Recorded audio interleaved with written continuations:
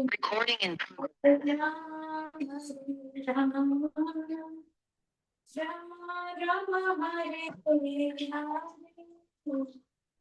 Hare Krishna,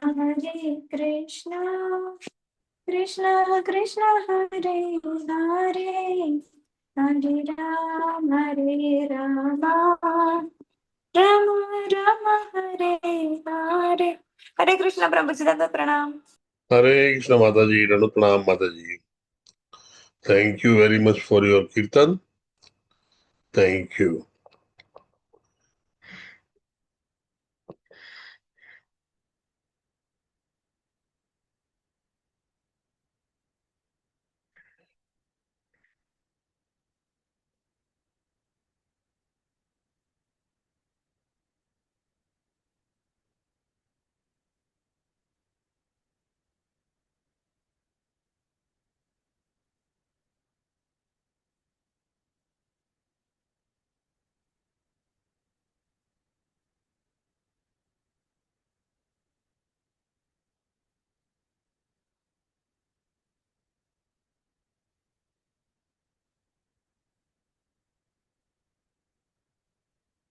Hare Krishna. Can we start the class or shall we wait? Yes, Prabhuji, please, yes. We can start, right? Yes, Prabhuji, yes. Thank you. Hare Krishna to all the devotees. સર્વે હરિભક્તોને મારા નમસ્કાર અને દંડવત પ્રણામ. આપ સૌનું આ ભગવદ્ ગીતાના level 2 ક્લાસમાં હાર્દિક સ્વાગત છે. આ ક્લાસીસ રાધા ગોવિંદ મંદિર ઇસ્કોન કોલાઈ બેંગલુરુ તરફથી લેવામાં આવે છે અને તેમાં ખાસ કરીને હિઝ ગ્રેસ શ્રી નામનિષ્ઠ દાસ પ્રભુજી અને હિઝ ગ્રેસ શ્રી જીતેન્દ્રિય ગોપેશ પ્રભુજી તરફથી આપનું ભાવભીનું સ્વાગત છે. શરૂઆત આપણે પ્રાર્થનાથી કરીશું. આપ પણ મારી સાથે પ્રાર્થના બોલાવશો. પ્રાર્થના ખૂબ જ અગત્યની છે. ઓમ અજ્ઞાનતિમિરાન્ધસ્ય જ્ઞાનાંજન શલાકયા ચક્ષુરુન્મિલિतं येन તસ્મૈ શ્રી ગુરુવે નમઃ.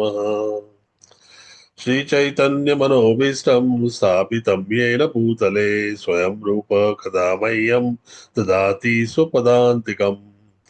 वन्देऽहं श्रीगुरुः श्रीयुतपदकमलं श्रीगुरुन् वैष्णवांश्च श्रीरूपं साग्रजातं सगण रघुनाथान्वितं तं सजीवम् साद्वैतं सावधूतं परिजनसहितं श्रीकृष्णचैतन्यदेवं श्रीराधाकृष्णपादान् सगण ललिता श्रीविशाखान्वितांश्च. हे कृष्ण करुणा सिन्धो जगत् दीनबन्धो जगत्पते गोपेश गोपिका कान्त राधा कान्त नमोऽस्तुते. तप्त काञ्चन गौरांगी श्रीराधे वृन्दावनेश्वरी वृषभानुसुते देवी प्रणमामि हरिप्रिये. वाञ्छाकल्पतरुभ्यश्च कृपा सिन्धुभ्य एव च पतितानां पावनेभ्यो वैष्णवेभ्यो नमो नमः. जय श्री कृष्ण चैतन्य प्रभु नित्यानंद श्री अद्वैत गदाधर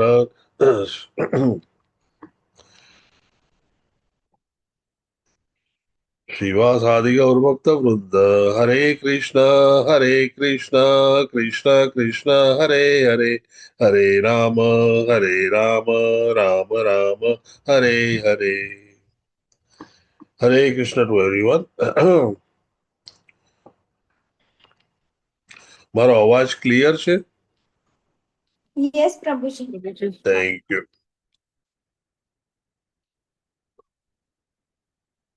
ભગવદ્ ગીતા મુખ્યત્વે 3 ભાગમાં વહેંચાયેલી છે. પહેલા 6 અધ્યાયમાં કર્મયોગ, વચ્ચેના 7 થી 12 અધ્યાયમાં ભક્તિ યોગ અને 13 થી 18 અધ્યાયમાં જ્ઞાન યોગ. ભક્તિ યોગ સૌથી અગત્યનો હોવાથી તેને કર્મયોગ અને જ્ઞાન યોગની વચ્ચે સાચવીને રાખવામાં આવ્યો છે. આજનો અધ્યાય 11 વિશ્વરૂપ દર્શન. ભગવાન કૃષ્ણ અર્જુનને દિવ્ય દ્રષ્ટિ પ્રદાન કરે છે અને વિશ્વરૂપમાં પોતાના અદ્ભુત અસંખ્ય રૂપ પ્રગટ કરે છે. આ પ્રકારે તેઓ પોતાની દિવ્યતા પ્રસ્થાપિત કરે છે. પ્રશ્ન બતાવે છે કે તેમનું સર્વાકર્ષક માનવ રૂપ જ ઈશ્વરનું આદિ સ્વરૂપ છે. મનુષ્ય શુદ્ધ ભક્તિ દ્વારા જ આ સ્વરૂપનું દર્શન કરી શકે છે. આપણે આજે તેનો શરૂઆતના 2 ભાગ વિશે જાણીશું. ગઈકાલ અને પરમ દિવસ અધ્યાય 10 ની ઝાંખી આપે કરી. પરમેશ્વરનું ઐશ્વર્ય એ આખા અધ્યાયમાં શક્તિ, સૌંદર્ય, ઐશ્વર્ય તથા વિનયશીલતા પ્રદર્શિત કરનારી સમસ્ત આશ્ચર્યજનક ઘટના પછી આ લોકમાં હોય કે આધ્યાત્મિક જગતમાં તે કૃષ્ણની દૈવી શક્તિ અને ઐશ્વર્યની આંશિક અભિવ્યક્તિ માત્ર છે. સર્વ કારણોના કારણ સ્વરૂપ તથા સર્વ સ્વરૂપ કૃષ્ણ સર્વ જીવો માટે પરમ પૂજનીય છે તે આપણે જાણ્યું. કૃષ્ણ ગૂઢ છે અને બધાનો સ્ત્રોત છે. શુદ્ધ ભક્તિ એ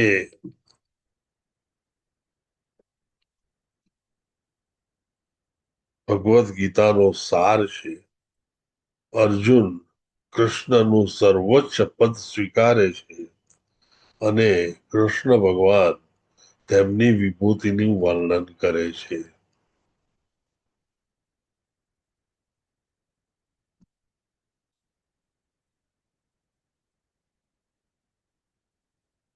બેઝિકલી આપણે આ અધ્યાયનું જોઈએ તો તે 10મા અધ્યાયનો છેલ્લો શ્લોક, હું તો મારા એક અંશ માત્રથી આ સમગ્ર બ્રહ્માંડને વ્યાપીને તેને ધારણ કરું છું. કૃષ્ણ ભગવાન આ છેલ્લા શ્લોકમાં કહે છે કે તેઓ સર્વ બ્રહ્માંડમાં વ્યાપેલા છે અને બ્રહ્માંડને ધારણ કરે છે. અર્જુન ભગવાનના તે બધા વ્યાપક સ્વરૂપો જોવા માંગે છે. જ્યારે પ્રભુએ કહ્યું કે હું બ્રહ્માંડમાં વ્યાપેલો છું અને તેને ધારણ કરું છું, ત્યારે સહેજે સમજી શકાય કે એ સ્વરૂપ બહુ જ મોટું વિશ્વ સ્વરૂપ હશે અને તેથી અર્જુનને ઈચ્છા થઈ કે તે આ સ્વરૂપના દર્શન કરે. તેમ છતાં કૃષ્ણ ભગવાનના સ્થાને ચલાવી રહ્યા છે તે વ્યાપક છે અને તેમ છતાં કૃષ્ણ અર્જુનના રથને ચલાવી રહ્યા છે તે વ્યાપક છે અને સંપૂર્ણ બ્રહ્માંડમાં વ્યાપ્ત અને તેનો આધાર છે. આ માટે અર્જુન શ્રી કૃષ્ણનું સર્વવ્યાપી સ્વરૂપ જોવાની ઈચ્છા રાખે છે. અર્જુન કૃષ્ણને તેમના સાર્વત્રિક સ્વરૂપને પ્રગટ કરવાની વિનંતી કરે છે. આ આખા અધ્યાયને 5 વિભાગમાં ડિવાઈડ કરી શકાય, જેના પહેલા 2 વિભાગ અર્જુનની વિનંતી અને કૃષ્ણનું તેના વિશ્વ સ્વરૂપનું વર્ણન પહેલા 8 શ્લોકોમાં છે અને સંજયનું વિશ્વરૂપનું વર્ણન એ 9 થી 31 શ્લોકોમાં છે. એ આજે આપણે જોઈશું. ત્યાર પછી સમય હું છું, અહમ કાલોસ્મી મારું સાધન બનો. 32 થી 34 અને 35 થી 46 અર્જુનની પ્રાર્થના અને છેલ્લે 47 થી 55 કૃષ્ણનું દ્વિભુજ સર્વોચ્ચ સ્વરૂપ ફક્ત શુદ્ધ ભક્તો જ જોઈ શકે છે તે વિશે છેલ્લા 55માં શ્લોક સુધી છે.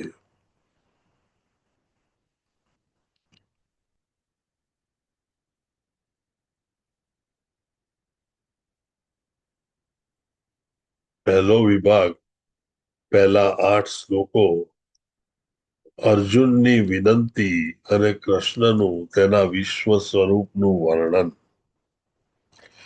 પહેલા 4 શ્લોકોમાં અર્જુન કૃષ્ણને વિનંતી કરે છે કે તેમણે જે 10મા અધ્યાયમાં વાત કરી હતી કે તેઓ સર્વવ્યાપી છે અને સર્વસ્વ બ્રહ્માંડને ધારણ કરે છે તો તે વિશેનું સ્વરૂપ બતાવો. 5 થી 8મા શ્લોકમાં અર્જુન તે બતાવતા પહેલા ભગવાન શ્રી કૃષ્ણએ સૌ પ્રથમ તેમના સાર્વત્રિક સ્વરૂપનું વર્ણન કર્યું. તે પછી તે અર્જુનને તે જોવા માટે જરૂરી દૈવી આંખો, દિવ્ય દ્રષ્ટિ કે ડિવાઇન વિઝન, જેને આપણે દિવ્ય ચક્ષુ પણ કહીએ છીએ, તે પ્રદાન કર્યા. આમ પ્રભુ જ્યાં સુધી દિવ્ય ચક્ષુ આપણને પ્રદાન ન કરે ત્યાં સુધી આપણે કદી તેને જોઈ શકતા નથી. અર્જુનની વિરાટ રૂપ માટેની વિનંતીના પહેલા 4 શ્લોકોમાં અર્જુન વાચ મદનુગ્રહાય પરમ ગુહ્ય મધ્યાત્મ સંજિત યક્તયોક્તમ વચસ્તેન મોહયમ વિગતો મમ. અર્જુને કહ્યું, આપે જે અત્યંત ગુહ્ય આધ્યાત્મિક વિષયોનો મને ઉપદેશ આપ્યો છે તે શ્રવણ કરીને હવે મારો મોહ દૂર થયો છે. આમ અર્જુનની પહેલી કબૂલાત કે તેનો જે મોહ હતો તે સંપૂર્ણપણે નાશ પામ્યો છે અને તે હવે મોહથી વંચિત છે.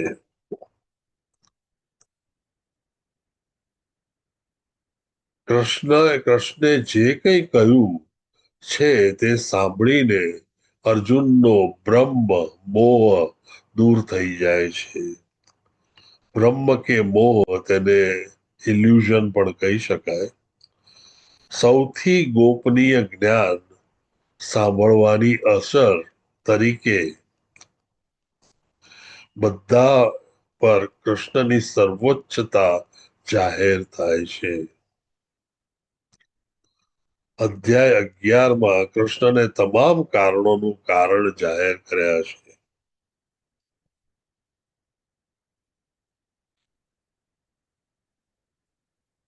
કારણ કે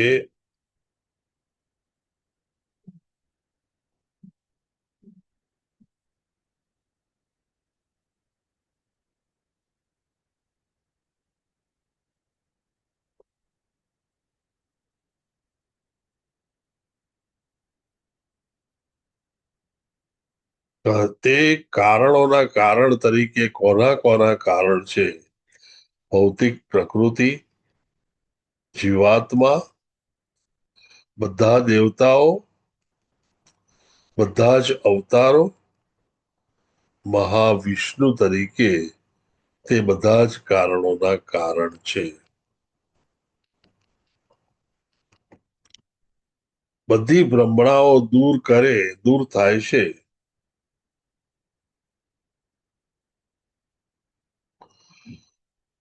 ભ્રમ કેવી રીતે દૂર થાય છે? અર્જુન કૃષ્ણની કૃપાની શક્તિને ઓળખે છે જેના દ્વારા ભ્રમ દૂર થાય છે. આમ જો આપણે ભ્રમ દૂર કરવો હોય તો પ્રભુની કૃપા શક્તિ આપણી પાસે હોવી જોઈએ. કયો ભ્રમ દૂર થાય છે કે કૃષ્ણ એક સામાન્ય મિત્ર અથવા મનુષ્ય છે? આ એક મોટો ભ્રમ થઈ શકે. આમ તો પછી અર્જુને કૃષ્ણને તેનું વિશ્વરૂપ બતાવવાની વિનંતી કેમ કરી, એ આપણે વિચાર કરી શકીએ. જો તેનો ભ્રમ દૂર થઈ ગયો છે, કૃષ્ણની સર્વોચ્ચતા જાહેર થઈ ગઈ છે, તો પછી તેણે વિશ્વરૂપ બતાવવાની વિનંતી કેમ કરી? કઈ કારણ તો હોવું જોઈએ ને, એમને જ વિનંતી કઈ રીતે થાય?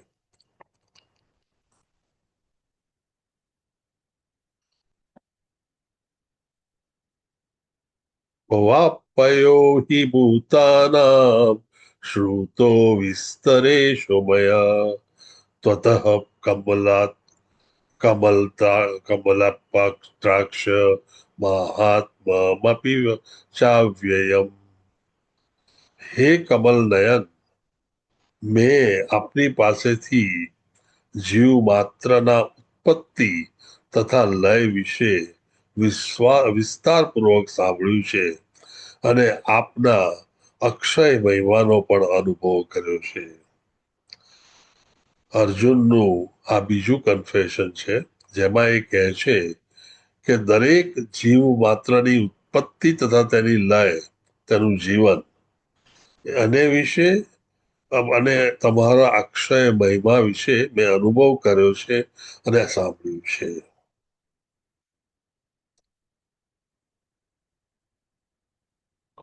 એવમેતજ્ઞાથ્યત્વમ આત્માનં પરમેશ્વરમ દ્રષ્ટુમિચ્છામિ તે રૂપમ ઈશ્વરમ પુરુષોત્તમમ. હે પુરુષોત્તમ, હે પરમેશ્વર, હું આપનો સ્વયં આપના જણાવ્યા પ્રમાણેના આપના વાસ્તવિક રૂપને મારી સમક્ષ જોઈ રહ્યો છું. તેમ છતાં આપ આ દૃશ્ય જગતમાં કેવી રીતે પ્રવેશ્યા છો, એ જોવાની મારી ઈચ્છા છે. આપના એ સ્વરૂપનું હું દર્શન કરવા ઈચ્છું છું. આ ત્રીજી વખત અર્જુને તેની ઈચ્છા રિપીટેડલી વ્યક્ત કરી. તે દર્શાવે છે કે અર્જુન આ સ્વરૂપ જોવા માટે ખરેખર તત્પર છે. તેના કારણો વિશે જો જોઈએ તો અર્જુન કૃષ્ણનું સર્વવ્યાપી સ્વરૂપ, જે સંપૂર્ણ બ્રહ્માંડમાં વ્યાપ્ત છે અને બ્રહ્માંડનો આધાર છે, તે જોવાની ઈચ્છા રાખે છે. તો તેના કારણોમાં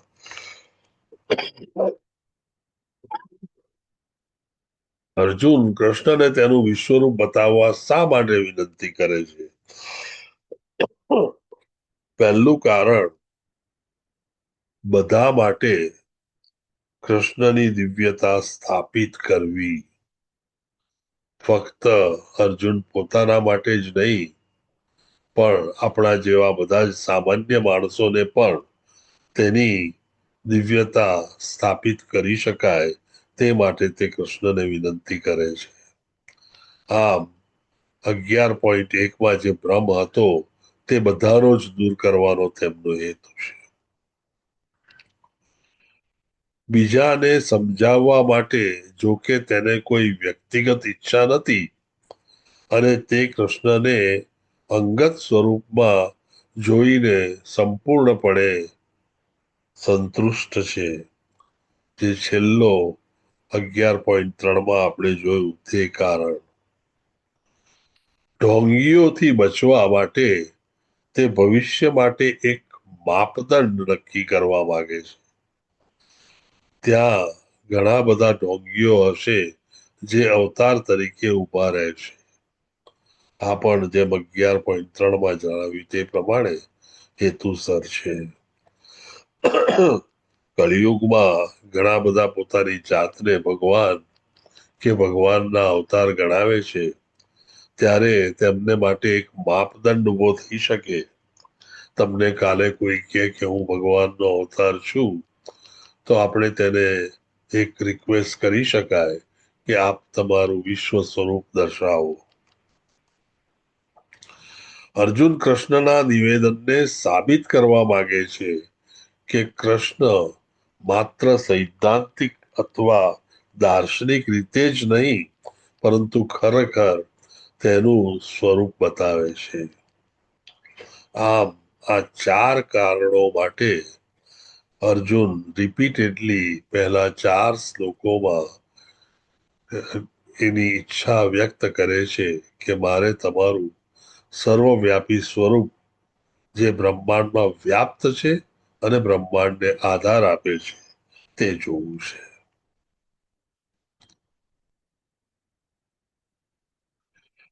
મન્યસે યદિ તચ્છક્યમ મયા દૃષ્ટુમિતિ પ્રભો યોગેશ્વર તતો મે ત્વમ દર્શયાત્માનમવ્યયમ. હે પ્રભુ, હે યોગેશ્વર, જો હું આપને આપના વિશ્વરૂપના દર્શનનો અધિકારી લાગતો હોઉં તો કૃપા કરીને મને આપના એ અનંત સ્વરૂપના દર્શન આપો. આપણે જો અધિકારી જ ન હોઈએ તો એ વાત વ્યવસ્થિત કે વ્યવહારિક ન કહેવાય કે કોઈકની પાસે આપણે કઈ માગણી કરીએ. અને તેથી અર્જુન અહીં દર્શાવે છે પ્રભુને કે જો હું આપને અધિકારને પાત્ર લાગતો હોઉં તો મને કૃપા કરીને આપના વિશ્વરૂપના દર્શન આપો.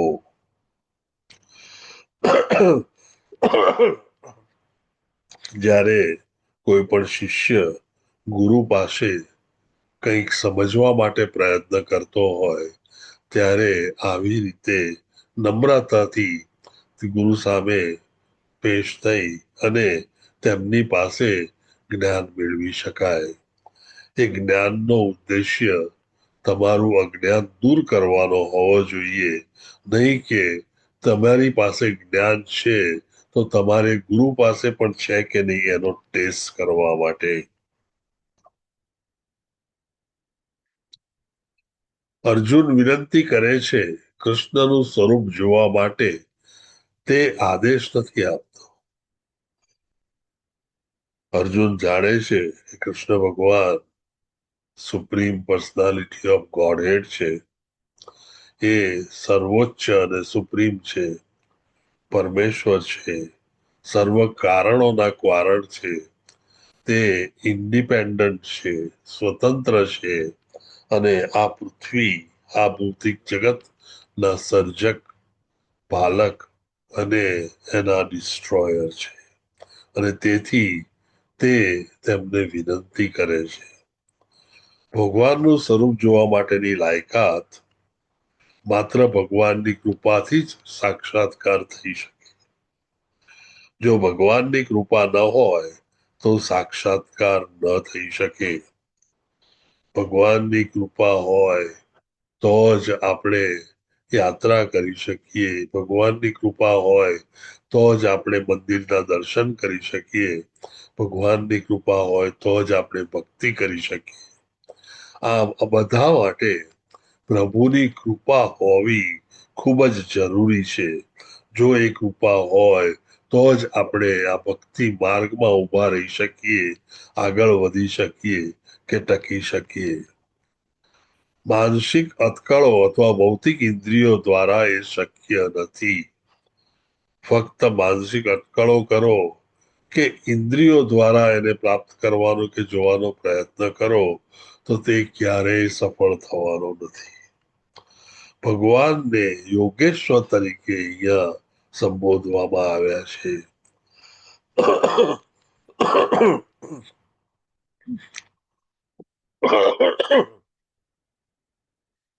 હવે 5 થી 8 શ્લોકોમાં કૃષ્ણ વિશ્વરૂપનું વર્ણન કરે છે.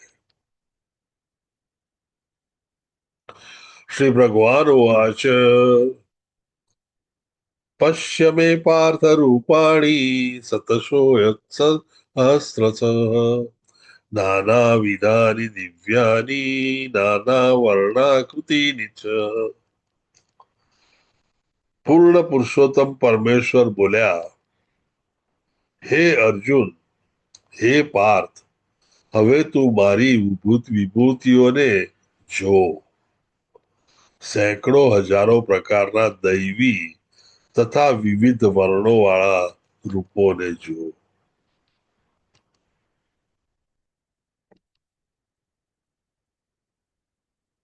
ભગવાન હવે અર્જુનને તે શું જોશે તેને વિશે વિવરણ આપે છે. તેથી કરીને જ્યારે અર્જુન સમક્ષ એમનું રૂપ પ્રદર્શિત કરે ત્યારે અર્જુને શું જોવાનું છે તેનો ખ્યાલ આવે. આપણે જ્યારે કોઈક પિક્ચર જોવા જતા હોઈએ ત્યારે તેની સ્ટોરીમાં પહેલા એ આપણને બેકગ્રાઉન્ડ આપતા હોય છે કે જેથી આપણને ખબર પડે કે આપણે શું જોવાના છીએ.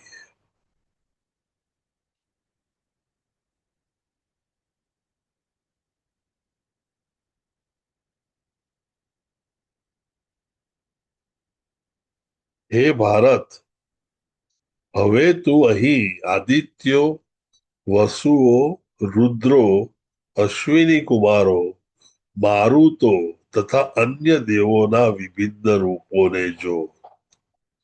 એવા અનેક આશ્ચર્યમય રૂપોને જો કે જેમને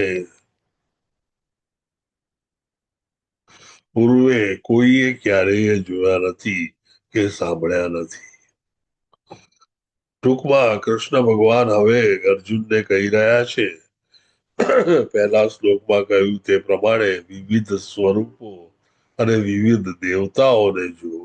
અને અત્યારે એ કહી રહ્યા છે તે આદિત્યો, વસુઓ, રુદ્રો, અશ્વિની કુમારો, મરુતો અને એવા અન્ય દેવતાઓના વિભિન્ન રૂપોનું જોવા માટે.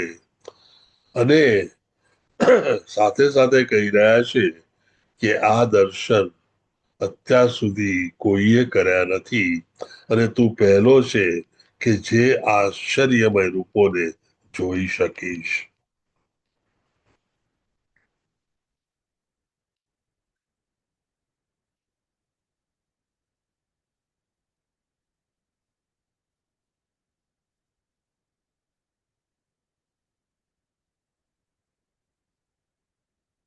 ઇહૈકસ્થમ જગત્કૃષ્ણમ પશ્ચાદ્ય સચરાચરમ મમ દેહે ગુડાકેશ યચ્છાન્ય દ્રષ્ટ સ્ટુભિચ્છસી.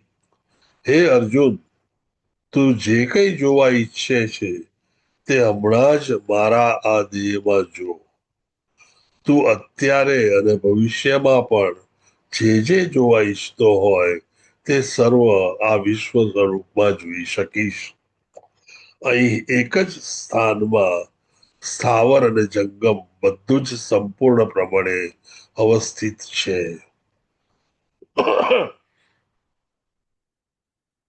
અર્જુનને ત્રીજી સલાહ આપે છે ભગવાન કે તું જે કંઈ પણ ઈચ્છે છે તે તું અત્યારે મારા દેહમાં જોઈ શકીશ.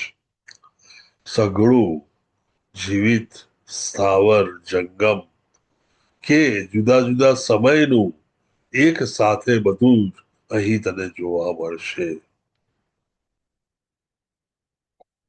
ખૂબ જ સુંદર વર્ણન છે.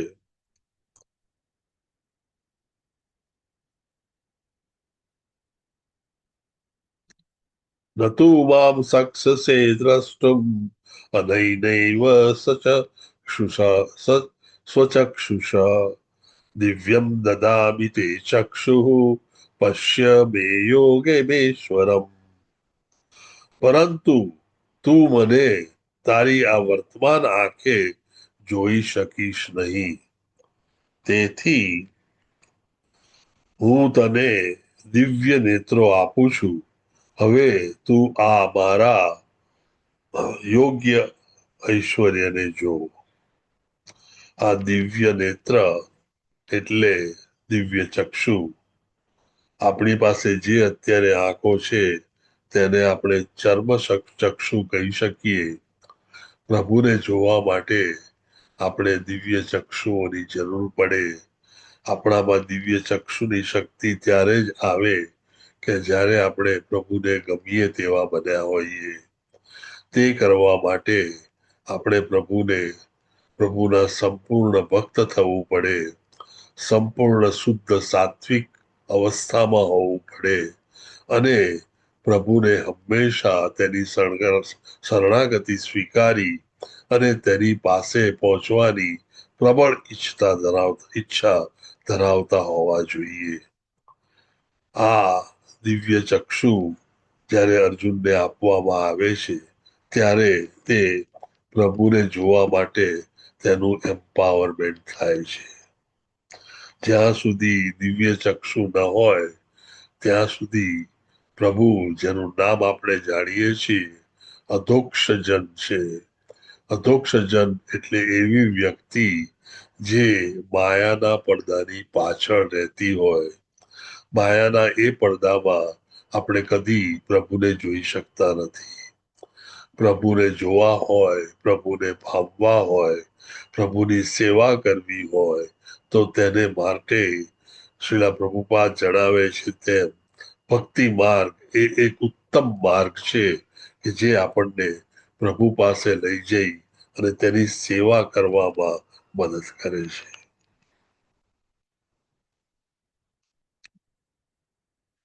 આમ આપણે ભગવાન શ્રી કૃષ્ણ અર્જુનને તેમના ઐશ્વર્યનું દર્શનની તક આપીને જવાબ આપે છે અને આમાં કૃષ્ણ પોતાના વિશ્વ સ્વરૂપનું વર્ણન કરે છે. 11.5 કૃષ્ણ વૈવિધ્ય સભર સ્વરૂપો બતાવે છે. અદ્ભુત સ્વરૂપોની દ્રષ્ટિ આપે છે. 6 આ વિશે અગાઉ કોઈએ ક્યારેય ન જોયું નથી અથવા સાંભળ્યું નથી તે અર્જુનને ભગવાન બતાવે છે. 7 સમગ્ર બ્રહ્માંડની દ્રષ્ટિ અને 8 જ ભૂતકાળ, વર્તમાન અને ભવિષ્યની દ્રષ્ટિ. એક વિશાળ પડદો હોય અને તેમાં આપણે એક સિનેમા જોતા હોઈએ તો એ જ સિનેમાના પડદા પર એક ઠેકાણે ભવિષ્ય હોય, એક ઠેકાણે ભૂત હોય અને એક ઠેકાણે વર્તમાન હોય. આવું ત્રણેય એક સાથે ચાલતું હોય એવું તમને ક્યાંય જોવા નહીં મળે. એ આ પ્રભુનું દિવ્ય દર્શન વિશ્વ સ્વરૂપ દર્શનમાં જોવા મળે છે અને તેથી જ અર્જુન આગળ જતા કહે છે કે પ્રભુ, આપ અનંત છો. આપની શરૂઆત ક્યાંયથી થતી નથી, ક્યાંય આપનો મિડલ પાર્ટ નથી અને ક્યાંય આપનો અંત નથી. આમ આનું અનુભવ એ દિવ્ય દર્શનમાં થાય છે. દિવ્ય દ્રષ્ટિની જરૂર છે અને તેથી કૃષ્ણની કૃપાથી જ આ દર્શન થઈ શકે. પહેલો ભાગ પૂરો થયો, જેમાં આપણે 8 શ્લોકો લીધા અને 8 શ્લોકોમાં પહેલા 4 શ્લોકોમાં અર્જુનની વિનંતી હતી કે તમારું દર્શન, તમારું વિશ્વ સ્વરૂપ બતાવો કે જેમાં તમે વ્યાપ્ત છો અને સાથે સાથે તમે આખા વિશ્વને ધારણ કરો છો. પછીના 4 શ્લોકોમાં કૃષ્ણએ પોતે વર્ણવ્યું કે તે શું મારામાં જોશે. હવે સંજયનું વિશ્વરૂપનું વર્ણન તે યુધિષ્ઠિરને કરી રહ્યા છે. તે વિશેના શ્લોકો આપણે જોઈશું. એ 9 થી 31 સુધીના શ્લોકો છે. એમાં 9 થી 13 સંજય વર્ણવે છે કે કૃષ્ણ અર્જુનને કેવી રીતે જરૂરી દ્રષ્ટિ આપે છે. ત્યારબાદ અર્જુન કૃષ્ણના વિશ્વ સ્વરૂપને જોવે છે. 14 થી 19 કૃષ્ણના વિશ્વ સ્વરૂપનું ઐશ્વર્ય દર્શાવેલું છે અને 20 થી 31 કૃષ્ણનું કાળ સ્વરૂપ કાળરૂપ સ્વરૂપ દર્શાવેલું છે.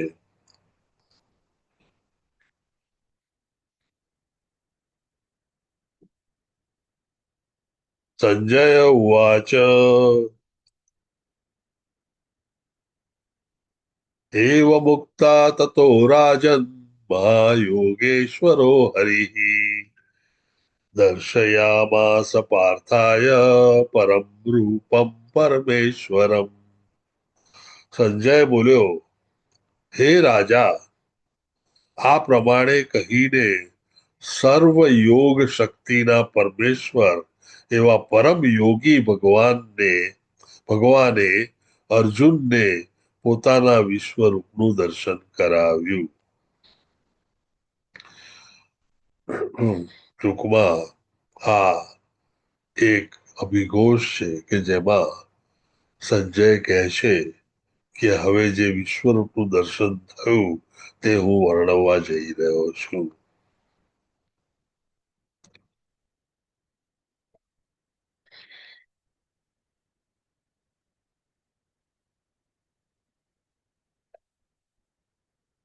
અર્જુને તે વિશ્વરૂપમાં અસંખ્ય મુખ, અસંખ્ય નેત્ર તથા અસંખ્ય આશ્ચર્યમય દ્રશ્યો જોયા. આ રૂપ અનેક દિવ્ય આભૂષણોથી અલંકૃત હતું તથા અનેક દિવ્ય શસ્ત્રોથી સજ્જ હતું. તે દૈવી માળાઓ તથા વસ્ત્રથી શોભતું હતું અને અનેક સુગંધી દ્રવ્યોના વિલેપન વાળું હતું. બધું જ આશ્ચર્યમય, તેજમય, અસીમ તથા સર્વવ્યાપક હતું.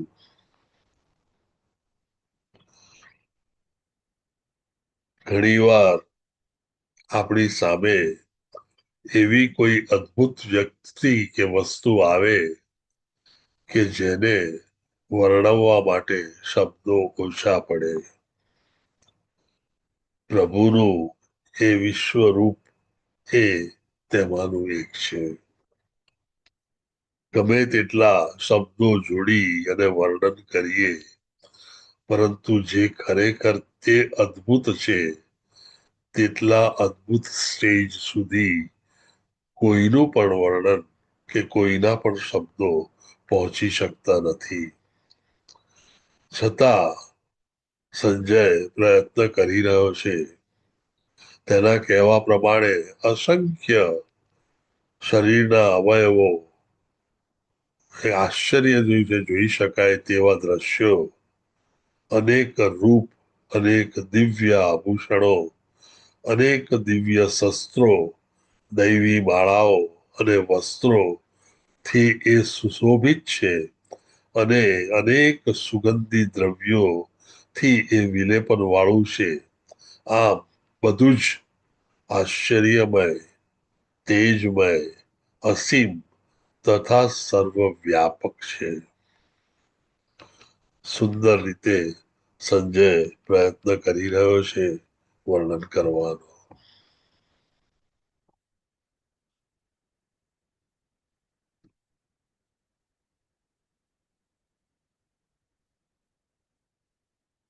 દેવી સૂર્ય સહસ્રસ્ય ભવેદયુગ પદુસ્થિતા યા દીવાહ સદશીષા સાભ્ય મહાત્મન.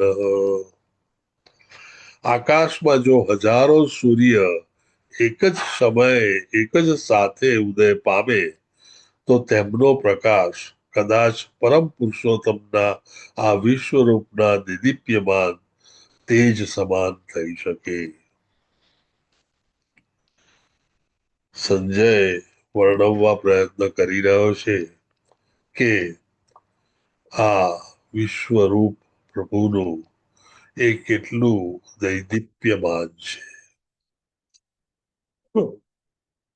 આપણે જેને બ્રહ્મન જ્યોત કે બ્રહ્મ જ્યોત કહીએ છીએ તે બ્રહ્મ જ્યોત એ પ્રભુના શરીરમાંથી ઉત્પન્ન થતો તેજોમય છે અને એ તેજ એટલું પાવરફુલ હોય છે કે તમે જ્યાં સુધી એ તેજ તમારી અને પ્રભુની વચ્ચે હોય ત્યાં સુધી તમે પ્રભુના દર્શન કરી શકો નહીં. એ બ્રહ્મન રિયલાઇઝેશન તરીકે ઓળખાય છે અને તે બ્રહ્માનંદ આપતો હોય છે. અહીં આગળ સંજય કહી રહ્યો છે કે આ તેજ એ હજારો સૂર્ય એક જ સમયે એક જ જગ્યાએ જો ઉદય પામે તો તેમનો પ્રકાશ કદાચ આ પરમ પુરુષોત્તમના દિવ્યને સમાન થઈ શકે.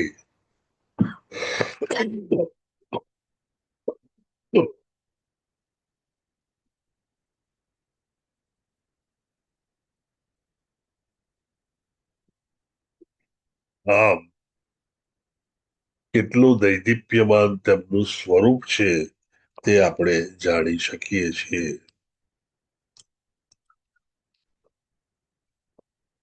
તત્રૈકસ્તમ જગત્કુસ્રમ પ્રવિભક્તમનેકથા अपश्यद्देव देवस्य શરીરે પાંડવસ્તદા.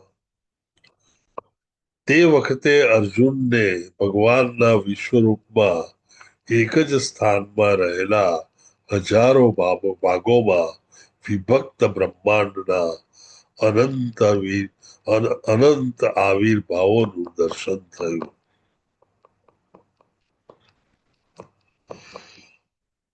અર્જુનને જે દર્શન થયું તેની શરૂઆત હવે સંજય ધૃતરાષ્ટ્રને કહી રહ્યા છે.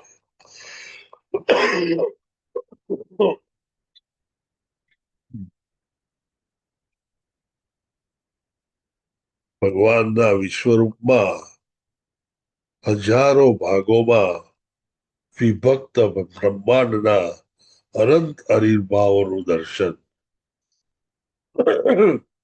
આખા સમગ્ર બ્રહ્માંડના વિવિધ આવિર્ભાવો અને વિભક્ત થયેલા બ્રહ્માંડના જુદા જુદા બ્રહ્માંડના ભાગો અને જુદા જુદા આવિર્ભાવો એક જ સ્થાનમાં એક જ શરીરમાં પ્રભુના એ દેખાતા હતા. તથા સ વિસ્મયાવિષ્ટો હૃષ્ટરોમા ધનંજય પ્રણમ્ય શીર્ષા દેવમ કૃતાજલ્લીરભાષત. ત્યારે મૂંઝાયેલા આશ્ચર્યચકિત થયેલા તેમજ રોમાંચિત થયેલા અર્જુને પ્રણામ કરવા પોતાનું મસ્તક નમાવ્યું અને હાથ જોડી પરમેશ્વરની સ્તુતિ કરવા લાગ્યા.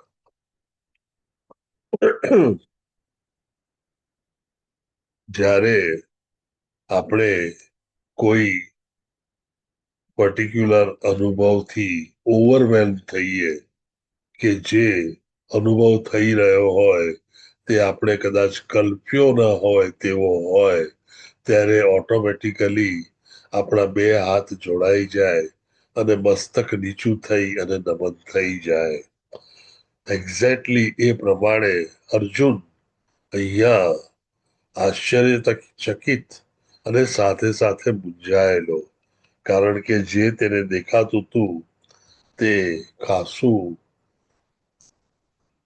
દર્શાવી ન શકાય તેવું, ભયભીત કરી દે તેવું અને છતાં રોમાંચિત છે અને તેથી અર્જુન ઇમિડિયેટલી બંને હાથ જોડી મસ્તક નમાવી અને પરમેશ્વરની પ્રાર્થના કરવા લાગ્યા. ખૂબ જ સુંદર ડિસ્ક્રિપ્શન કૃષ્ણ ભગવાન બોલ્યા છે.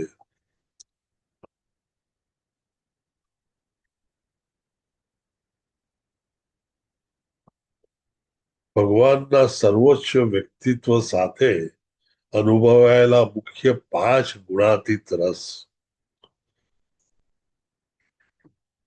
શાંતિ, તટસ્થ, દાસ્ય, દાસ, સાખ્ય, મિત્રતા, વાત્સલ્ય, માતા પિતાનો પ્રેમ અને માધુર્ય, વૈવાહિક પ્રેમ, આ પાંચ પ્રાથમિક રસ પ્રધાન હોય છે. એને પ્રાઇમરી રસાસ પણ કહેવામાં આવે છે. અને તે જ પ્રમાણે 7 બીજા ગૌણ રસ પણ હોય છે.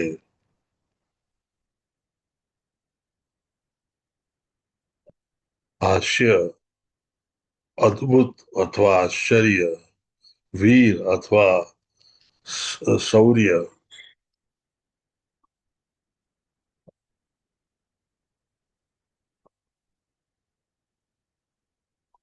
કરુણા અથવા દયનીય લાગણી, રૌદ્ર અથવા ગુસ્સો, આપત્તિ અથવા બીભત્સતા અને ભય, આ 7 ગૌણ રસો છે. આમ પ્રભુ સાથે ની આપલે આ 5 પ્રાઇમરી રસો અને 7 ગૌણ કે સેકન્ડરી રસ ની સાથે થતી હોય છે.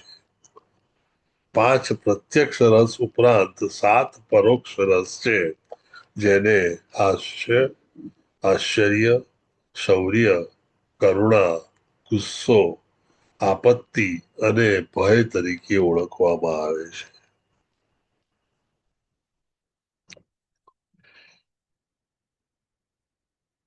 અર્જુન હવે પોતે વિશ્વરૂપની તેની અનુભૂતિ વ્યક્ત કરે છે. આ સમય દરમિયાન સંજય તેનું વર્ણન ધૃતરાષ્ટ્રને કરવાનું ચાલુ રાખે છે.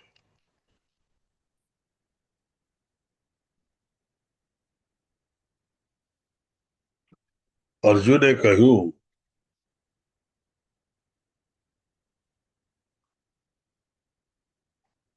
અર્જુન વાચ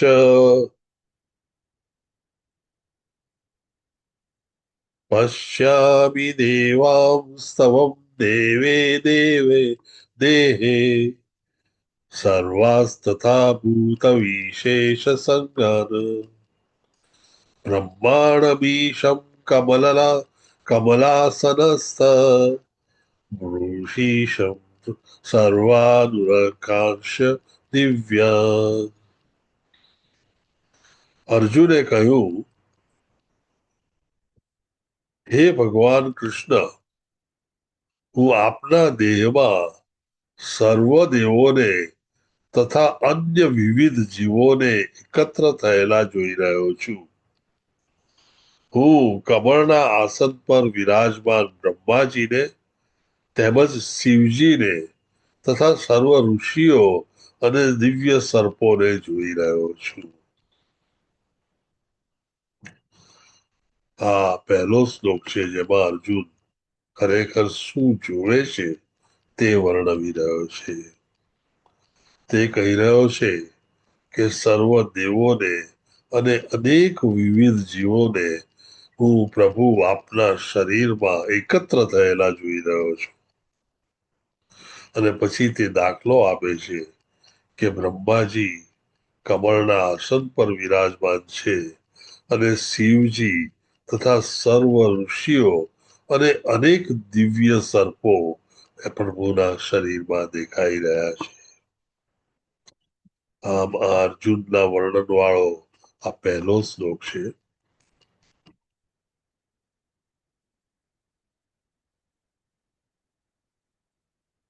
હે જગન્નાથ, હે વિશ્વરૂપ, હું આપના દેહમાં અનેક હસ્ત, ઉદર, મુખ તથા ચક્ષુઓને જોઈ રહ્યો છું કે જે સર્વત્ર વ્યાપ્ત છે અને જે અંતવિહીન છે. હું આપની અંદર અંત, મધ્ય કે આદિને જોતો નથી. અર્જુન બીજા તબક્કામાં કહે છે કે હું આપના શરીરમાં અનેક શરીરના અવયવો જુદા જુદા જોઈ રહ્યો છું. ઢગલાબંધ આંખો પડી હોય, ઢગલાબંધ ઉદર હોય, ઢગલાબંધ હસ્ત હોય, અનેક મુખો હોય અને એ સર્વત્ર સર્વ જગ્યાએ વ્યાપ્ત હોય. તદુપરાંત અર્જુન કહે છે કે તે આમાં ક્યાંય શરૂઆત, મધ્ય કે અંત જોતો નથી અને તેથી પ્રભુ આપ અંત વિહીન કે અનંત છો. આમ વિશ્વ સ્વરૂપના આ દર્શન દરમિયાન પ્રભુ વિશે જાણવા મળતી બહુ જ અગત્યની વસ્તુઓ આપ પણ સમજી શકો છો. કોઈ તમને ક્યારેય પૂછે કે પ્રભુ અનંત છે તેનો દાખલો આપો તો વિશ્વ સ્વરૂપનું આ દર્શનમાં ક્યાંય પ્રભુની શરૂઆત, મધ્ય કે અંત નથી અને તેથી પ્રભુ અનંત છે.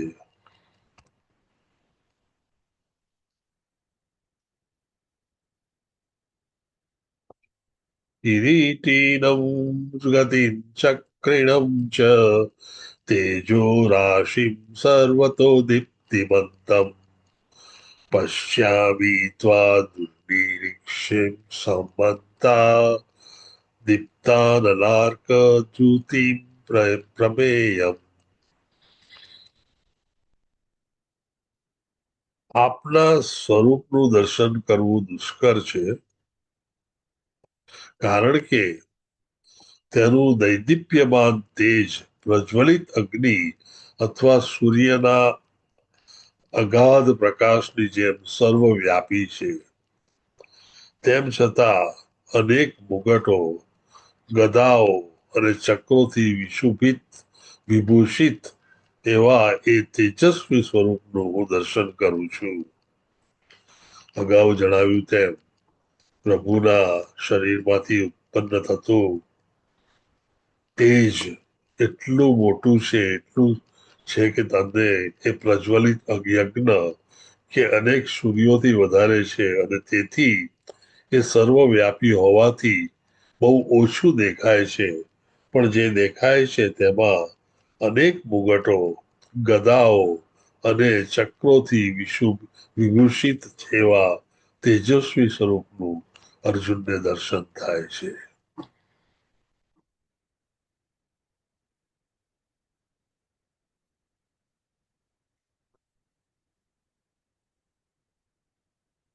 તમક્ષરમ પરમમ વૈદિત્યમ ત્વમસ્ય વિશ્વસ્થ પરમ નિદાનમ ત્વમવ્યયઃ શાશ્વત ધર્મગોપ્તા સનાતન સત્વ પુરુષો મતો મે. આપ જે પરમ આદ્ય જ્ઞેય તત્વ છો, આપ જ આ સમગ્ર બ્રહ્માંડના અંતિમ આશ્ચર્ય રૂપ આશ્રય છો. આપ જ અવ્યય તથા પુરાણ પુરુષ છો. આપ જ સનાતન ધર્મના પાલક પુરુષોત્તમ પરમેશ્વર છો. આ જ મારો મત છે. સંજયના શરૂઆતના વર્ણન પછી તેના અર્જુનના દર્શન પછી છેલ્લે અર્જુન એવા નિર્ણય પર આવે છે કે તેના મત પ્રમાણે પ્રભુ એ પરમ આદ્ય જ્ઞેય તત્વ છે. પ્રભુનું તત્વ એ ઈશ્વરીય તત્વ ગણાય અને એ સૌથી મહાન, સૌથી મોટું પરમ શુદ્ધ તત્વ છે. આપ જ આ સમગ્ર બ્રહ્માંડના અંતિમ આશ્ચર્ય રૂપ એટલે કે આશ્રય છો. સર્વનો આશ્રય એ કૃષ્ણ ભગવાન પોતે છે. અવ્યય, જેનો વ્યય નથી, અને પુરાણ, આદિ પુરુષ છો, કે જેથી તેને આદિ પુરુષ તરીકે ઓળખવામાં આવે છે. આપ જ સનાતન ધર્મના પાલક પુરુષોત્તમ પરમેશ્વર છો. આમ શ્રી કૃષ્ણ ભગવાન પોતાની સર્વોપરિતા શ્રી કૃષ્ણ શ્રી અર્જુન પાસે પ્રસ્થાપિત કરે છે અને આ પછી અર્જુન તેને કદી એક સામાન્ય મિત્ર તરીકે ઓળખતા નથી.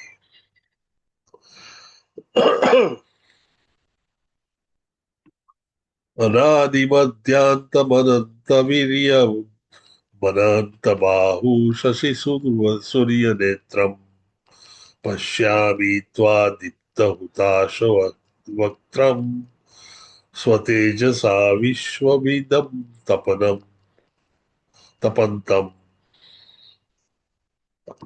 અનુવાદ: આપ આદિ, મધ્ય તથા અંતથી રહિત છો. આપ અપાર મહિમાશાળી છો. આપની ભુજાઓ અગણિત છે અને સૂર્ય તથા ચંદ્ર આપની આંખો છે. હું આપના મુખમાંથી પ્રજ્વલિત અગ્નિ નીકળતો તથા આપના તેજથી આ સંપૂર્ણ બ્રહ્માંડને તપતું જોઈ રહ્યો છું. અર્જુનની વર્ણન કરવાની શક્તિ ખૂબ જ સુંદર છે. પ્રભુ અનંત છે તે વિશે આપણે અગાઉ જાણ્યું. અપાર મહિમાશાળી છે.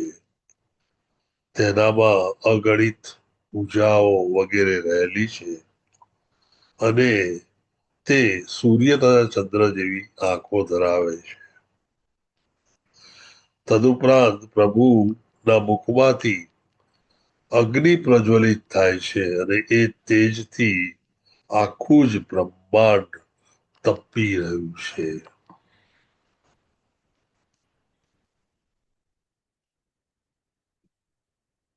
આમ અર્જુનના ક્રમશઃ અનુભવો આપણને પ્રભુની મહાનતા દર્શાવી રહ્યા છે.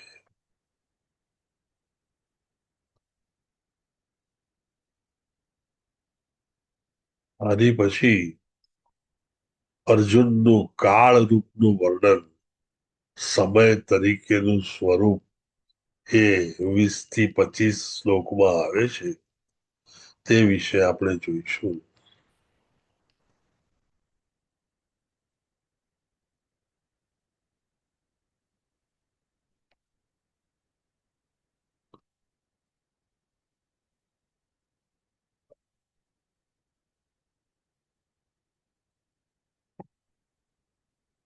આપ કેવળ એક છો, તેમ છતાં આપ આકાશ તથા સર્વલોક તેમજ તેમની વચ્ચે રહેલા સમગ્ર અવકાશ, જેને આપણે સ્પેસ કહેતા હોઈએ છીએ, માં વ્યાપેલા છો.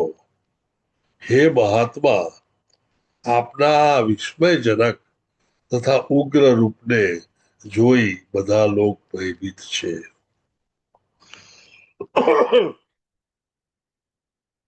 પ્રભુ ફક્ત એક જ છે, પરંતુ તે સર્વવ્યાપી છે. તે સર્વલોકમાં પણ છે, તે આકાશમાં પણ છે અને આકાશ અને સર્વલોકની વચ્ચેના સમગ્ર અવકાશમાં પણ પ્રભુ વ્યાપેલા છે. જો મહાત્મા આપના વિસ્મયજનક અને ઉગ્ર સ્વરૂપને જોઈ બધા હવે ભયભીત થઈ રહ્યા છે તેવું અર્જુનનું માનવું છે.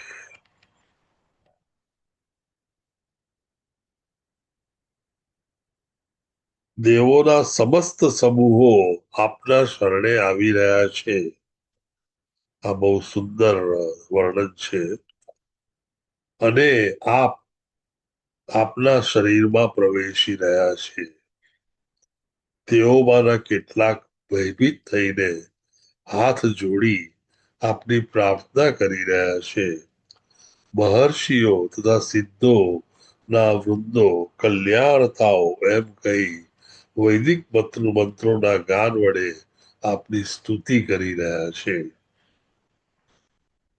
ભગવદ્ ગીતાનું એક બહુ જ પ્રચલિત ચિત્ર, જેમાં પ્રભુ પોતાનું મુખ ખોલીને બેઠા છે. આખું પિક્ચર એક મુખ તરીકે છે અને તેમના મુખમાં લોકો પ્રવેશી રહ્યા છે. જે લોકો અધર્મીઓ અને દુષ્કૃતાંત છે, તે લોકો ભયભીત અને વિહવળ થઈને અંદર જઈ રહ્યા છે અને ચારે બાજુ રોકકળ કરી રહ્યા છે. જે લોકો ભક્તો છે, તે લોકો ભક્તિના જ્ઞાન સાથે ભક્તિના ગાન ગાતા ગાતા, ભજન કરતા કરતા, કીર્તન કરતા કરતા અંદર આનંદથી જઈ રહ્યા છે. અને જે લોકો સિદ્ધ પુરુષો છે, જેમણે પરમ ભક્તિ કરેલી છે, પરમ ભક્તો અને પરમહંસો છે, તેઓ આનંદ પ્રમોદ સાથે જય હો કરતા, વેદોના મંત્રોચ્ચારો કરતા કરતા પ્રભુના મુખમાં જઈ રહ્યા છે. આ બધા જ લોકો જ્યારે આ બ્રહ્માંડનો વિનાશ થાય ત્યારે પ્રભુમાં પાછા સમાય છે, તેનું દ્રશ્ય દર્શાવે છે.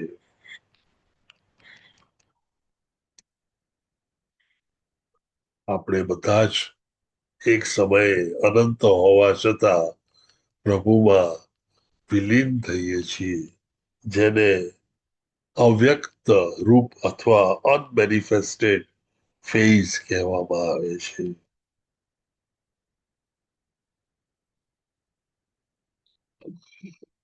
રુદ્રાદિત્યા વસો એ ચ સાધ્યા વિશ્વે અશ્વિનો મરુતશોભ્યપાશ ગંધર્વ યક્ષાસુરદ્વિત્વ સંગા વીક્ષંતે ત્વા વિસ્મિતા સ્વૈવ સર્વે.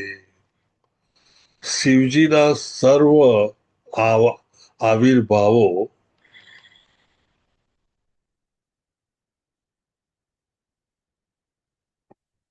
આદિત્યો, વસુઓ, સાધ્યો, વિશ્વદેવો, બંને અશ્વિની કુમારો, મરુતગણ, પિતૃગણ, ગંધર્વ, યક્ષ, અસુર તથા સિદ્ધ દેવો એ બધા જ આપનું દર્શન વિસ્મયપૂર્વક કરી રહ્યા છે.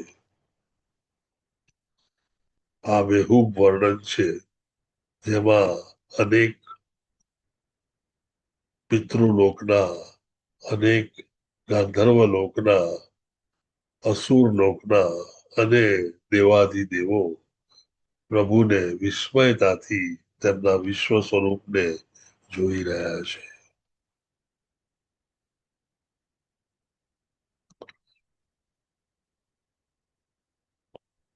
રૂપમ મહત્તે બહુવક્ત નેત્રમ મહાબાહો બાહુરૂપાદમ બહુદરમ બહુદ્રષ્ટા કરાલમ દ્રષ્ટા લોકા પ્રવયસ્થિતાસ્તપયાથાહમ.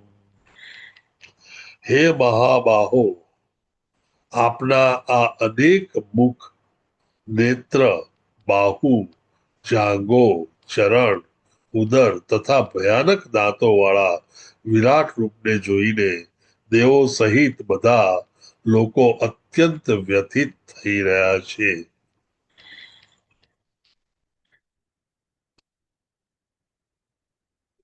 અને તે જ પ્રમાણે હું પણ વ્યથિત થયો છું. આ બધા રૂપો જોયા પછી અર્જુન પોતે વિહ્વળ છે અને સાથે સાથે તે બાકીના બધા લોકો, જે દેવો તે પ્રભુને નિહાળી રહ્યા છે, જે પ્લેનેટરી સિસ્ટમમાં અપર પ્લેનેટરી સિસ્ટમ વાળા ઉપરના ગ્રહોના દેવો અને બધા સિદ્ધ લોકોમાં બ્રહ્માંડમાં વસેલા લોકો આ વિશ્વરૂપનું દર્શન કરી રહ્યા છે તે અત્યારે ખૂબ જ વ્યથિત થયેલા જણાય છે, કારણ કે હવે તેઓને બીક લાગવા માંડી. કોઈ વસ્તુ જ્યારે જોઈ ન હોય અને પહેલી વાર જુઓ ત્યારે હંમેશા એક અનુકંપા શરૂઆતમાં આવે અને પછી તેની બીક લાગવા માંડે. હે દેવાધિદેવ, હે વિશ્વના આધાર, આપ મારા પર અનુગ્રહ કરો. હું આ પ્રમાણે આપના પ્રલયાગ્નિમાં મુખોને તથા વિરાટ કાળ વિકરાળ દાંતોને જોઈને સમતુલન જાળવી શકતો નથી.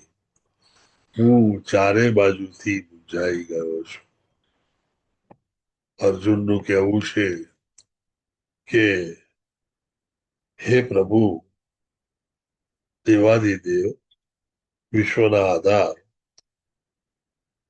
હવે મારા પર આપ થોડો અનુગ્રહ કરો, કારણ કે આપના પ્રલયાગ્નિમાં મુખોને તથા વિકરાળ દાંતોને જોઈને મારું પોતાનું સંતુલન ગુમાવી બેઠો છું અને મૂંઝાઈ રહ્યો છું.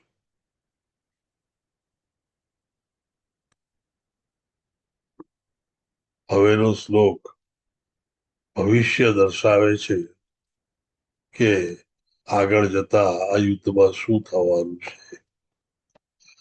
ધૃતરાષ્ટ્રના બધા પુત્રો પોતાના સર્વ સહાયક રાજાઓ સહિત તથા ભીષ્મ, દ્રોણ, કર્ણ તેમજ અમારા મુખ્ય યોદ્ધાઓ પણ આપના વિકરાળ મુખોમાં પ્રવેશ કરી રહ્યા છે.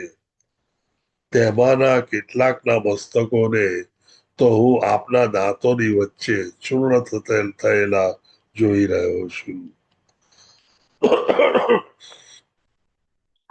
અર્જુન જ્યારે વિશ્વ સ્વરૂપનું દર્શન માગે છે ત્યારે પ્રભુ આવો ચાન્સ છોડી અને ભવિષ્યમાં શું થવાનું છે તેને વિશે અર્જુનને ન જણાવે તો અર્જુન ક્યાંથી એવું ડિસિઝન લઈ શકે કે જે કહેવા બેઠો તો કે મારે યુદ્ધ નથી કરવું, યુદ્ધનું નામ સાંભળીને મારા હાથ પગ ધ્રુજવા માંડ્યા છે, હું પરસેવે રેબઝેબ છું અને હું ઉભો ન રહી શકતો હોવાથી હે પ્રભુ, હું રથમાં બેસી પડ્યો છું. એ અર્જુન કે જે ગમે તે કરવા તૈયાર છે, પણ તેની સામે ઉભેલા તેમના જ મિત્રો, તેના જ વડીલો, તેના જ સગા સંબંધીઓ ને તે મારવા ઈચ્છતો નથી. પ્રભુ અહીં દર્શાવે છે કે દુર્યોધન સાથે તેના બધા જ 100 બ્રધર્સ એટલે ભાઈઓ, જે લોકોએ કૌરવોને સપોર્ટ કર્યો હતો તે સર્વ રાજાઓ, ભીષ્મ, દ્રોણ, કર્ણ એવા મહારથીઓ અને મુખ્ય યોદ્ધાઓ એ પ્રભુના વિકરાળ મુખમાં જઈ રહ્યા છે અને ત્યાં અમુકના તો મસ્તકો પ્રભુ પોતાના દાંત વચ્ચે ચાવી રહ્યા છે. આમ ભવિષ્યમાં શું થવાનું છે તેનો અંદેશો પ્રભુ આપવાનું ચૂકતા નથી કે જેથી અર્જુન એક સાચો નિર્ણય લઈ શકે અને યુદ્ધમાં ઉતરી અને તેની ફરજ બજાવી શકે.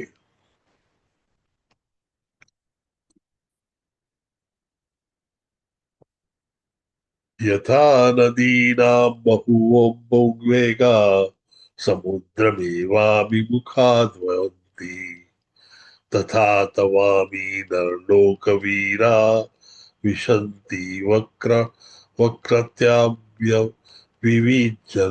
જલંતી.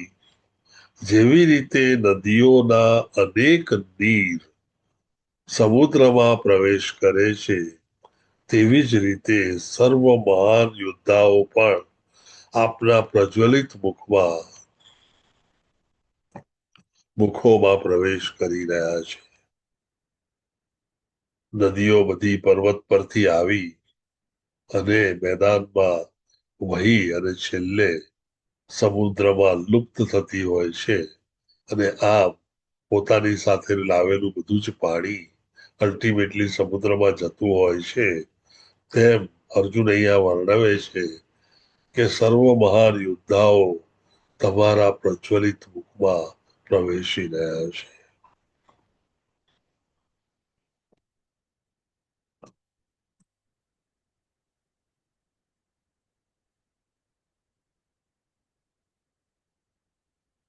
યથા પ્રદીપ્તમ જ્વલનમ પતંગ વિશાંતિ નાશાય સમુદ્ર વેગા તથૈવ નાશાય વિશંતિ લોકા સ્તવાપી વક્રાણી સમુદ્ર વેગા.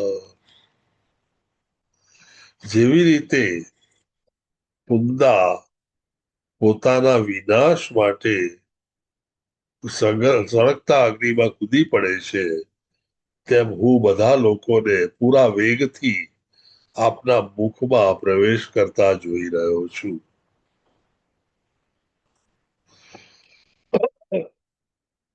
અર્જુન કવિઓની જેમ વર્ણન કરતા શીખી રહ્યો છે.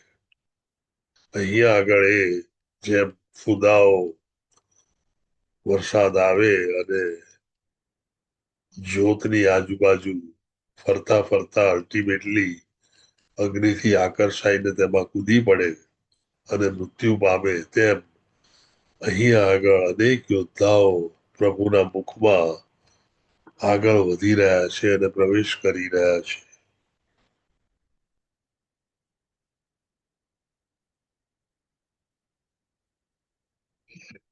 લેલી હસે ક્રસમાન સંબંધતા લોકાત્મક ગ્રાવદ નૈવ જલતી તેજો પૂર્ય જગત સમગ્રમ આશસ્તવ ગ્રાપતમ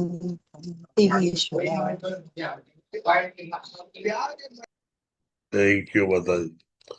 હે વિષ્ણુ, હું જોઈ રહ્યો છું કે આપ પ્રજ્વલિત મુખોથી બધી જ દિશાઓના લોકોને ગળી જઈ રહ્યા છો.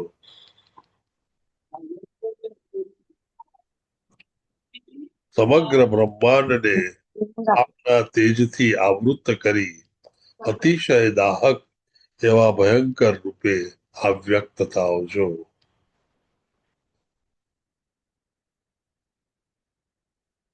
હવે અર્જુન પ્રભુના અનેક મુખો તરફ જોઈ રહ્યા છે. શરીર પર જોવાનું એનું લગભગ પૂરું થયું અને તેમાં દરેક મુખમાંથી પ્રજ્વલિત અગ્નિ બહાર આવી રહ્યો છે અને તે મુખ લોકોને ગળી રહ્યા છે અને આમ એ સમગ્ર બ્રહ્માંડને તેજોમય બનાવી અને અતિ દાહક ભયંકર રૂપે વ્યક્ત કરી રહ્યા છે. વર્ણનના અંત પર આપણે આવી રહ્યા છીએ. હે દેવાધિદેવ. હરે કૃષ્ણ પ્રભુજી, હું બોલું? હરે કૃષ્ણ માતાજી. શ્લોક બોલું? બોલો માતાજી. આખ્યાહી મે કો ભવાનુગ્રહ રૂપો નમોસ્તુ તે દેવવર પ્રસીદ વિજ્ઞાતુમિચ્છામિ ભવन्तમાદ્યન નહીં પ્રજાનામિ તવ પ્રવૃત્તિ. થેન્ક યુ માતાજી.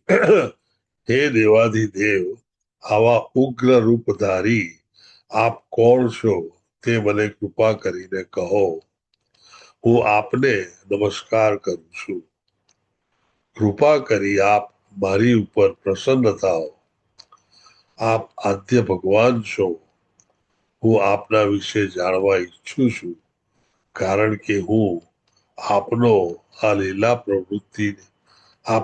લીલા પ્રવૃત્તિની બાબતથી અજાણ છું. અર્જુન હવે એક સ્ટેજ આગળ જઈ અને પ્રભુને વિનંતી કરે છે કે આવા ઉગ્ર રૂપધારી આપ છો કોણ તે મને કૃપા કરીને કહો. અને સાથે સાથે તે વિનંતી સાથે તે નમસ્કાર કરી અને કૃપા કરીને મારી પર પ્રસન્ન થાઓ તેમ કહે છે અને જણાવે છે કે આપ તો આદ્ય ભગવાન છો. હું આપના વિશે વધારે જાણવા માંગુ છું કારણ કે હું આપની આ લીલા પ્રવૃત્તિની બાબતથી અજાણ છું.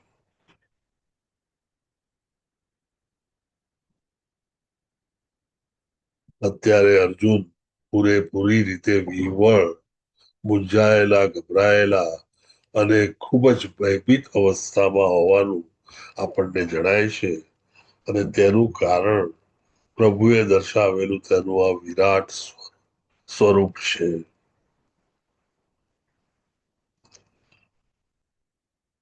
અર્જુન ભારે ડરથી બે પ્રશ્નો પૂછે છે. અર્જુનના પ્રશ્નો: તમે કોણ છો? જ્યારે આપણે એક માણસને ઓળખતા હોઈએ અને તેનું કોઈ બીજું જ સ્વરૂપ આપણે જોઈએ, તમારા કોઈ મિત્ર હોય ને તમે તેને સારી રીતે જાણતા હો, પરંતુ ક્યાંક મારામારી થતી હોય ને એ મારામારીમાં એ ભાઈ અચાનક હોય અને મારામારી કરતા હોય તો તમને પ્રશ્ન થાય કે આ ભાઈ કોણ છે? આ એ જ મારા મિત્ર છે કે આ બીજા કોઈ છે? આમ અહીંયા આગળ અર્જુનને પણ પ્રશ્ન થાય છે કે તમે કોણ છો? તમારો હેતુ શું છે? તમે કોણ છો એ એક સવાલ છે અને તમે આ બધું રૂપ લઈને બેઠા છો તો તમારો હેતુ શું છે? અર્જુન આ પ્રશ્ન શા માટે પૂછે છે એ સવાલ આપણને થાય કારણ કે અર્જુન એ કૃષ્ણ ભગવાનનો સહ અધ્યાયી હતો, તેનો મિત્ર છે અને તે સખા તરીકે જ અર્જુન સાથે મોટો થયો છે. એક જ થાળીમાં જમ્યા છે, એક જ આશ્રમમાં રહ્યા છે અને તેના આમ પણ અંગત સગાવાલા છે. અર્જુન કૃષ્ણને તેમના મિત્ર અને ભગવાનના સર્વોચ્ચ વ્યક્તિત્વ તરીકે જાણતા હતા, પરંતુ કૃષ્ણ દ્વારા પ્રદર્શિત વિવિધ સ્વરૂપોથી તેઓ મૂંઝાયા હતા. મેં કહ્યું તે પ્રમાણે કૃષ્ણનું આ પાસું અર્જુને ક્યારેય વિચારેલું, જોયેલું કે માનેલું હતું નહીં.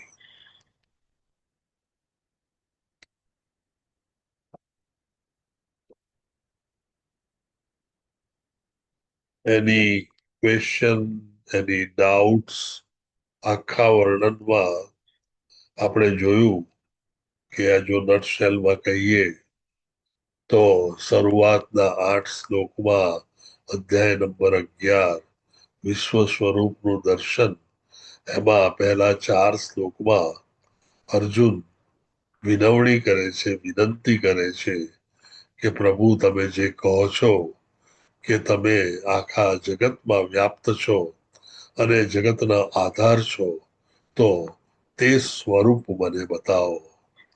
અને પછીના 4 શ્લોકોમાં અર્જુન તે શું જોવા માંગે છે તેના વર્ણન શ્રી કૃષ્ણ ભગવાન કરે છે. આગળ જતા સંજય ડિસ્ક્રિપ્શન આપવાનું શરૂ કરે છે અને જે અર્જુન જોતો હોય છે તેનું ડિસ્ક્રિપ્શન તે ધૃતરાષ્ટ્રને પહોંચાડે છે.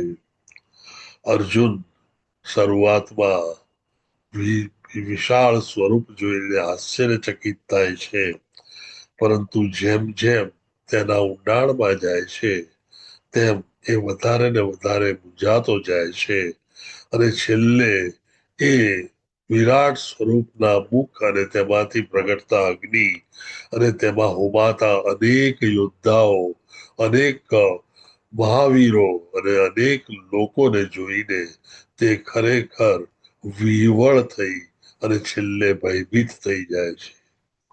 અને એ ભયભીત થયેલો અર્જુન હવે આગળ જતા પૂછે છે કે હે પ્રભુ, તમે કોણ છો અને તમારો હેતુ શું છે? અર્જુનને આ પ્રશ્ન પૂછવો પડ્યો તેનું કારણ કે અર્જુને કદી પ્રભુનું આ વિશાળ સ્વરૂપ, વિશ્વરૂપ નું દર્શન કર્યું ન હતું. તેના વિશે તે જાણતો ન હતો અને તેની પ્રભુની આ લીલા વિશે હવે તે જાણવા તત્પર થાય છે. આમ પ્રભુની એક સર્વોપરિતા પ્રસ્થાપિત કરતા પહેલા અર્જુન પ્રભુનું એક વિશાળ પાસું, વિશ્વરૂપ દર્શન કરી અને આગળ જતા તે વિશે આપણે જાણીશું કાલે. Any question, any doubt, any queries, any addition, any suggestion, any query, please go ahead. સમય છે આપણી પાસે 5-10 મિનિટનો.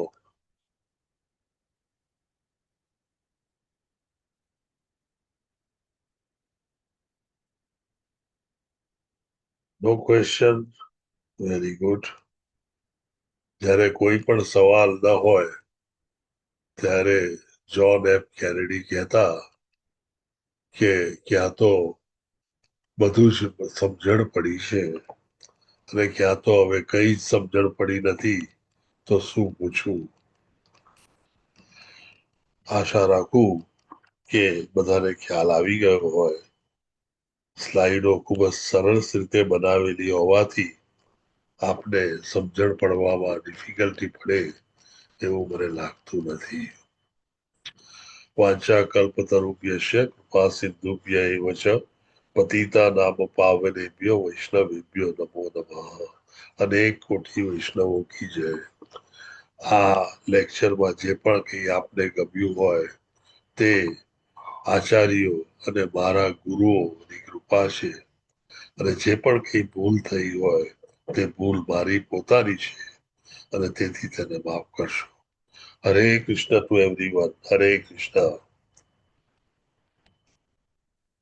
હરે કૃષ્ણ. હરે કૃષ્ણ પ્રભુજી, દંડવત પ્રણામ. કૃષ્ણ હરે પ્રભુજી, કૃષ્ણ. દંડવત હરે પ્રણામ. કૃષ્ણ પ્રભુજી દંડ પ્રણામ. હરે કૃષ્ણ. દંડ પ્રણામ પ્રભુજી. હરે હરે કૃષ્ણ. દંડ પ્રણામ વેલુબા પ્રભુજી, હર્ષા માતાજી, હરે કૃષ્ણ બિરજુ પ્રભુજી દંડ. પ્રભુજી, શશી ઉદેશી માતાજી, હરે કૃષ્ણ. કલાવતી માતાજી, હરે કૃષ્ણ. એવરીવન હરે કૃષ્ણ પ્રભુજી. હરે કૃષ્ણ હરે માતાજી. કૃષ્ણ પ્રભુજી, સાદર પ્રણામ. હરે કૃષ્ણ માતાજી. દંડ પ્રણામ માતાજી. વિમલ માતાજી, પૂર્વી માતાજી, હરે કૃષ્ણ માતાજી. દંડ પ્રણામ. રચના માતાજી. પ્રભુજી કાલે તમે જ છો? હાજી, અચ્છા, પૂછ્યું માતાજી. કાલે પ્રશ્ન પૂછવો. હરે કૃષ્ણ. ચોક્કસ. કાલે હરે કાલે ચોક્કસ.